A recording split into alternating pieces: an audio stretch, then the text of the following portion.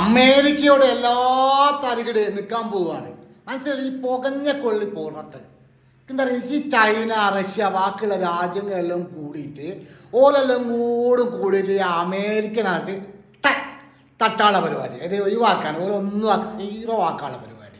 അവിടെ റഷ്യയും ചൈനയും നമ്മളെ ഇന്ത്യ, ഇറാന്, ബാക്കിയുള്ള രാജ്യങ്ങളെല്ലാം ഒത്തുകൂടിങ്ങാൻ എന്താ പറയുക, ബാക്കിയുള്ള കാര്യങ്ങളൊക്കെ അങ്ങനെയൊക്കെ ചെയ്യുന്നത് നല്ല രസം ഉണ്ടാവില്ലേ? ചിലപ്പോൾ ഈ അണിയറ ലോകത്ത് നടന്നുകൊണ്ടിരിക്കുന്ന കാര്യങ്ങൾ അതാണ്.